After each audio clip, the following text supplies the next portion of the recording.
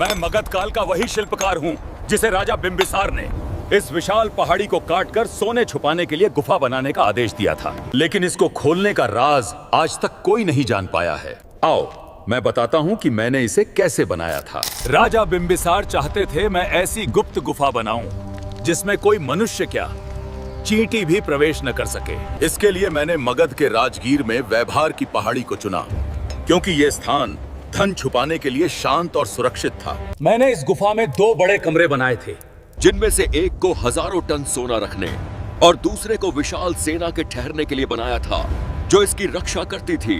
दोनों कमरों को ऐसे पैक किया था कि कोई महाज्ञानी भी यहाँ की भूल भुलैया को पार करके आसानी से न पहुंच सके।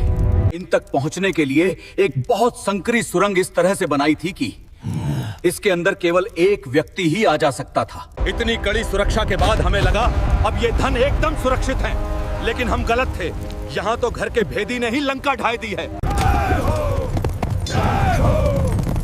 जब अजात शत्रु ने अपने पिता को बंदी बनाकर उनकी हत्या कर दी, तो रानी ने मुझे इस गुफा के मुख्य द्वार को बंद करने का आदेश दिया। गुफा बंद करके मैंने जाते हुए शंख लिपि में कोडिंग करके इस गुफा को खोलने का पासवर्ड लिख दिया था, जिससे आने वाली पीढ़ियां इसे खोल सकें।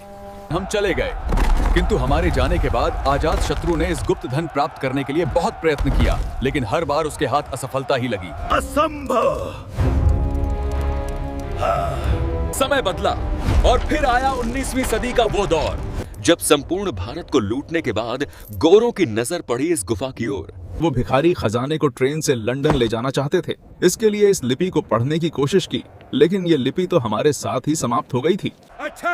जब अंग्रेज हर तरह से नाकाम रहे, तो उन्होंने इस पर सैकड़ों गोले दागे। अंग्रेजी लुटेरों द्वारा फेंके गए उन तोपों के गोलों के निशान आज भी इसकी दीवार पर स्पष्ट रूप से दिखाई देते हैं। लेकिन ये गुफा फिर भी टूटी नहीं, डटी रही। आखिर टूटती कैसे अंबुजा सीमेंट से जो बनी थी। इसके पीछे कोई जादू नहीं, बल्कि पत्थरों पर खास लेप लगाकर उनको इंटरलॉकिंग कर दिया जाता था, जिससे ये ऐसे जुड़ जाते थे मानो दोनों एक ही पत्थर हों। ये वज्र लेप चूना, गुड़, दाल, सोमरस और कुछ खास जड़ी बूटियां का एक अटूट मिश्रण होता था। मेरे इन हाथों की प्राचीन शिल्प कला और अनूठी रॉक लॉकिंग विधि के आगे सबको झुकना पड़ा, जिससे आज तक कोई हाथ नहीं लगा सका है।